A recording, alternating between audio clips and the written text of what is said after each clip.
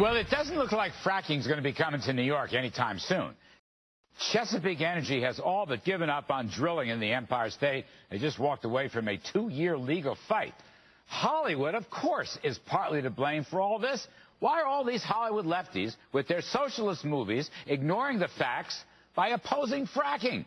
Fracking would create a huge volume of jobs, new jobs, good-paying middle-class jobs in New York and California and elsewhere. And studies show it is not an environmental hazard. Anyway, an editorial in today's Investors Business Daily says that whatever their reason, they won't be stopping anytime soon. That's the Hollywood crowd. Joining me now is the author of that piece, Chuck DeVore. He's now Vice President for Policy at the Texas Public Policy Foundation. He is the author of The Texas Model, Prosperity in the Lone Star State, and Lessons for America. Chuck, I kind of have my eye on Matt Damon on this. Matt Damon and that goofy movie that he ran where the school teachers tried to stop everything. And you see that kind of crap coming out of Hollywood all the time. How do they get away with that? Well, they get away with it because I think you have a confluence of powerful money and interests and the natural proclivity of Hollywood to be against free markets and to kind of tend toward a leftish environmentalism and kind of a socialism for everyone else except for them, of course. And in the case of Promised Land, the Matt Damon movie earlier this year that flopped, thankfully, I think a lot of people might be surprised to hear that it was mainly financed by Abu Dhabi, right, the United Arab Emirates, right, the leading nation in OPEC as far as natural gas exports. Well, we're going to steal their bacon. We're going to steal their bacon. That's what's going to happen here. There's no question about that. And these Hollywood guys, instead of standing up for America, would rather stand up for Abu Dhabi. I mean, that's part of the ridiculousness of this whole story. The ridiculousness of this whole story. Let me ask you something else. In your piece, I didn't know this. Chesapeake Energy, okay, major fracker driller, okay, great company. They gave how much?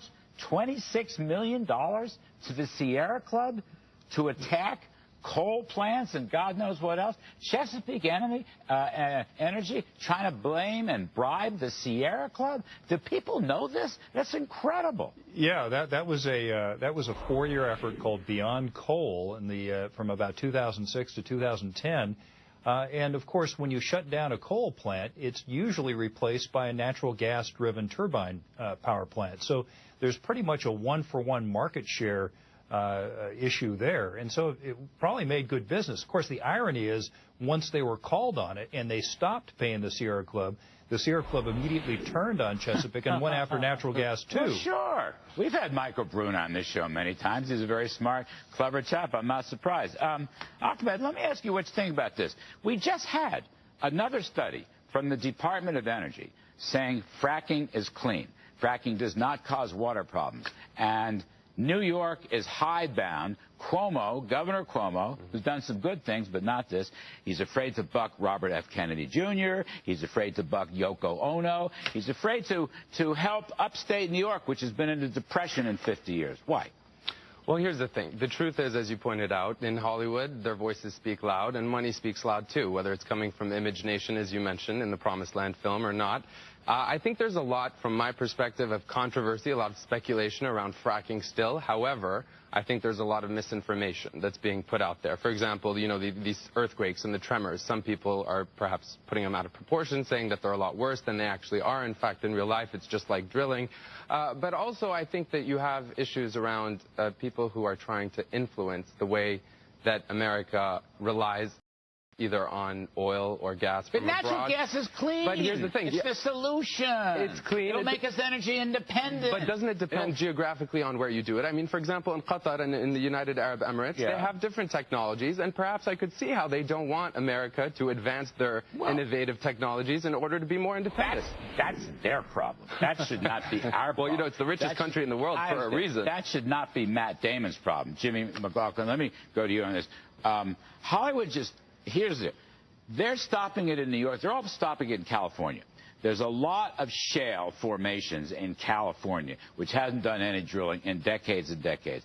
And they're hurting the blue-collar worker. This is a case where a bunch of rich actors and actresses are really hurting the middle-class blue-collar worker. And it's terrible. And the first thing, by the way, I'd tell the fracking industry to do, to change what they call it, because fracking has been demonized. It's been demonized by the left, and it's been done very successfully. They should call it something like clean energy exploration. But the real reason, you're exactly right. Talk about who's hurting the middle class, right, who's hurting working America. Look what's going on in places like the Dakotas and Texas. They have virtually no unemployment. They can't fill the jobs. Pennsylvania! Pennsylvania! That's exactly right. Ohio! And like, these are states near here. They're like us. And the reason why Andrew Cuomo won't do it is because he's running for president, and he wants to get the support of the environmental groups. And that's exactly why he won't. He doesn't support it. Here's the amazing thing, right?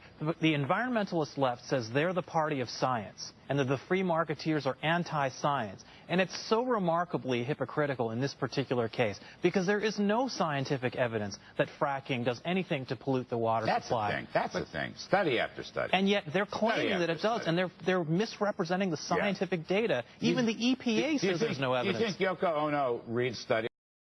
You think she? I don't know. What does she read? The newspaper? What does she do? Well, I don't know. I mean, here's the opportunity, though, gentlemen. The opportunity is that somebody within the industry, within the petroleum industry, the natural gas industry, ought to get with the program and start engaging in culture. You know, culture influences politics more than politics influences politics. And where are the free market films celebrating this American success story of applying technology to revitalize America's oil and gas industry? We're going to make one. Hang on. I want to ask you, Chuck, before we go. This new movie, which I'm calling Socialist 101, Elysium, I think it opens tonight. This is supposedly the worst of the worst. You've got a bunch of rich people, and then everyone else is getting screwed in this movie, and they're all going to be in revolution, and they want socialism. This is just another crazy Hollywood fantasy, I think, that probably no one will go to. Well, and in all likelihood, it probably won't be as heavily attended because Americans have a natural affinity toward the free market, and they don't appreciate it when well-paid Hollywood actors and actresses push socialism for the rest of us. For the rest of us, because they're all rich and they make $50 million a year. Didn't Promised Land bomb also? It did bomb. It only grossed half of the money that Abu Dhabi put into it. What a pity. What a pity. But a lot of people still saw it. I mean, that's the thing. When you put a lead character in it, you know what happens. I mean, that's the point, right? A theatrical production, even a bomb, almost 1 million people saw it. You compare it to the two documentaries out there, Frack Nation, which looks at how the journalistic community has completely misrepresented fracking, and on the other hand, Gasland, which is the environmental left documentary, those films brought in so far a fraction of the audience of Promised Land. What is wrong with Matt Damon? Why can't he just do the Bourne thing, the Bourne Identity? They're pretty good. Spy flicks. What is wrong with him? You know, conservatives... Seriously, what is wrong with him? Chuck, I don't know. What is wrong with Matt Damon? The guy's... How can he not understand? Go ahead. Well, Larry, the only thing I was going to say is, you know, I think fracking makes it possible to produce oil and gas in places where conventional technologies, as I understand it, don't work. Right. And so I think, for as much as we're quoting studies, the perception that I hear from people within, you know, the left, they say there's not enough technology, enough scientific evidence, even though you're quoting a lot of it, to really feel confident that there can't be problems down the line. I know, but it's all going to be solved by windmills, right? Windmills on Nantucket are going to solve the whole thing. That's the irony. I got it.